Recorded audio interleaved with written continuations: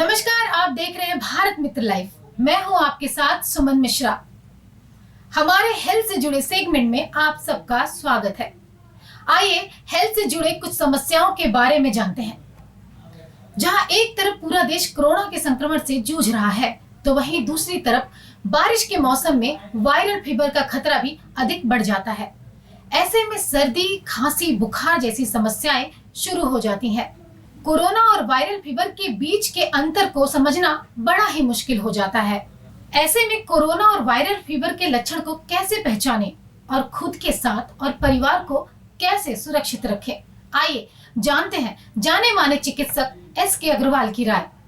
देखिए, चूंकि इसमें डाइट का कोई बहुत बड़ा रोल नहीं होता। कोई भी वायरस इन्फेक्शन बोलिए, चाहे कोविड वायरस बोलिए, चाहे मलेरिया बोलिए, चाहे डेंगू बोलिए, इसमें डाइट का कोई बहुत बड़ा रोल नहीं है। फिर भी हाइड्रेशन हमेशा मेंटेन करना चाहिए, पानी की मात्रा ज़्यादा पीनी चाहिए और हाई प्रोटीन डाइट लेना चाहिए। और किसी भी तली हुई चीज़ों को या किसी झाल मिर्च की चीज़ों को अवॉइड करना चाहिए कि दोनों वायरस एक जैसे ही आते हैं।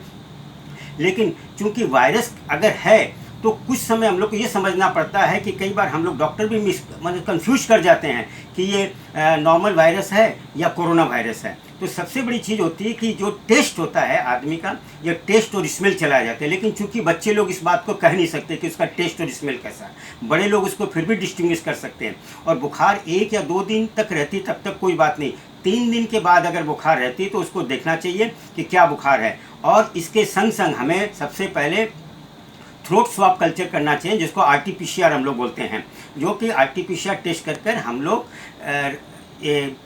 कोरोना वायरस को डिटेक्ट करते हैं किसी को। और अभी एक सुविधा हो गई सरकार की तरफ से, घर में रैपिड एंटीजन टेस्ट भी हम लोग कर सकते हैं, जिससे कि नेजल स्वाब से किया जाता है, जिससे संग संग अपने को पता चल जाता है। इसके कुछ सिम्टम चेंज हो रहे हैं, लेकिन बेसिक सिम्टम सेम रहते हैं। जैसे बुखार आना सबसे ज़्यादा जरूरी होता है, क्योंकि बुखार बिना आए हम लोग पकड़ नहीं सकते। किसी को बुखार 1 दिन 2 दिन आकर चला जाता है और अगर वो नहीं बतलाता है तो हम लोग कन्फ्यूज हो जाते हैं। आइए जानते हैं इस विषय में डॉक्टर सुराना की क्या राय है।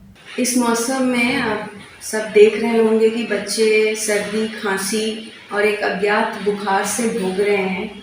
और देखा गया है कि इन बच्चों में कोविड टेस्ट मैक्सिमम जो कराया जा रहा है वो भी नेगेटिव आ रहा है। तो ये क्या है? ये एक कई तरह के वायरस हैं जो अब बहुत सक्रिय हो गए हैं, जो बच्चों को अफेक्ट कर रहे हैं, जिससे नाक से पानी गिरना, खांसी होना, बुखार होना, ये सब चीज़ें देखने को मिल रही हैं। पर इसके लिए डरने की आवश्यकता नहीं है। खुद को थोड़ा सतर्क रखें कि अगर बच्चे को कोई सांस की असुविधा हो रही है या और कोई प्रॉब्लम्स जो आपको लग रहा है कि बहुत सीवियर ज़्यादा हो रही है, तो तुरंत अपने शिशु रोग विशेषज्ञ से सलाह लें।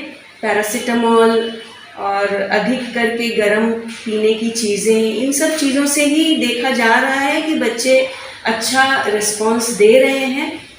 और इसमें घबराने की कोई बात नहीं है। ये कई तरह के वायरस हैं जो सक्रिय हैं। हाँ, एक चीज़ जो याद रखनी है कि अगर आपके बच्चे को फ्लू का वैक्सीन नहीं दिया गया है तो उसे फ्लू का वैक्सीन दे के सुरक्षित कीजिए, क्योंकि अभी फ्लू भी एक वायरस है जो बहुत खराब तरह से बच्चों के लंग्स को अफेक्ट करता है। सो कोविड का 3rd वेव बोल के अभी तक हम वैसा कुछ नहीं देख रहे हैं, पर ये वायरस जो है, ये कई तरह के वायरस हैं जो बच्चों को अफेक्ट कर रहे हैं। सतर्क रहिए, बच्चों को सर्दी खांसी वाले दूसरे बच्चों से या बड़ों से थोड़ा दूर रखिए। और जब भी बच्चे इन सब चीज़ों से ग्रस्त हो रहे हैं, उन्हें भी दूसरों के साथ मिलने देना थोड़ा कम करना चाहिए। जहाँ तक हो घर में रखिए। 5-6 दिन उन्हें अपने घर में ही रहना चाहिए और इन सब चीज़ों का जो मैंने बताया, इनका ख्याल रखना चाहिए। तो आपने देखा, डॉक्टर का भी यही मानना है। बदलते मौसम में भी लापरवाही ना बरते, बच्चों और बुजुर्गों का पूरा ध्यान दे, स्वस्थ रहे, सुरक्षित रहे। अब तक के लिए बस इतना ही। देश और दुनिया की तमाम खबरों के लिए देखते रहिए भारत मित्र लाइव।